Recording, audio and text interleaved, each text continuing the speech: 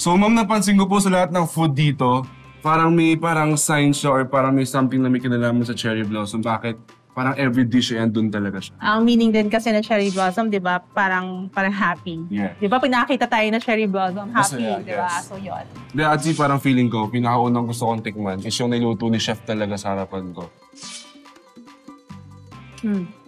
How is it?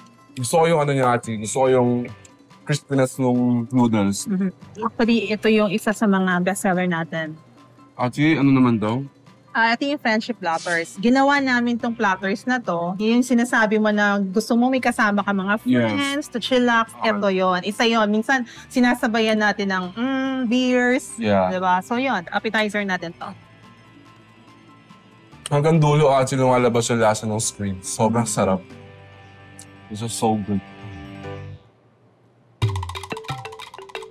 Not that oily. I like it. Lalo na sa mga kagaya ko nagda-diet. Importante yung di sobrang oily yung pagkain. Perfect. Actually, ito talaga yung pinaka inaantay ko. Kasi oo, kasi parang lahat na pinupuntahan ko, may family gathering, parang laging may ganyan. Tsaka hinahalo siya sa parang pawa. Oh yeah, we have also the cherry blossom. Okay. Sariling gawa yan. So, cherry pati sa blossom. Yes, pawa, kailangan cherry blossom pa din. Okay. Diba? So, try natin. Try mo. Bango? Pang ano? Cheers! Sobrang lambot. Oh my God. Sobrang lambot. Actually, wait lang. Curious ako dito. Ano to? Winter melon. Hindi siya Refreshing sobrang tamis. taste, yeah. Refreshing taste lang siya. Ito yung caramel dipop. Sarap niya. Hindi siya sobrang tamis, pero hindi ko lang paano explain eh. Pero sarap niya. Swear. But first, syempre, ang pinaka-importante sa hotpot, itong mga bawal mawala. Satay, mga importanteng ingredients natin. Okay, ito yung sa ating na sinasabi kong Yen Secret Recipe. Yan yung soy sauce natin, which is simple rin yan. Okay. Sile, syempre, importante. Garlic. Syempre, ang nagpapabango sa ating sauce. Actually, to be honest, sobrang hilig ko mag-hotpot. Siguro once a week or twice a week, kailangan ko ng hotpot sa katawan ko. Actually, kahit anong hotpot ata, ito yung pinaka-importante sa lahat, I think. Kasi Yeah, ako the rin po sauce, mahilig the po sauce sa hotpot. itself, yeah, So, oo. usually pag So, kumakain talaga, kailangan may talaga. satay. Yes, yun talaga. For me personally.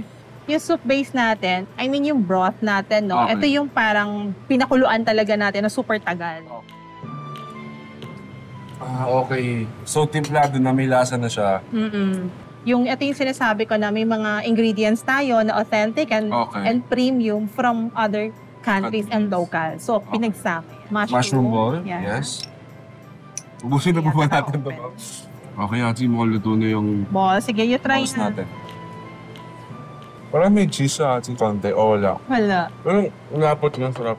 Or feeling ko na titikman ko tong sauce. Kaya feeling ko parang ang lapot niya sa loob. Yeah, the sauce. Diba? Ito yung fish roll din. And then yung gusto mong cheese. Natutunaw siya sa bibig. Yeah. Sarap. Actually, Achi, gusto ko lang sabihin sa'yo. Kanina ko pa sinisekreto yun. Before pa ako pumunta dito, nakakain na po talaga ako dito. Oh! And wala siya pinagkaiba the first time I ate ang Pinoy.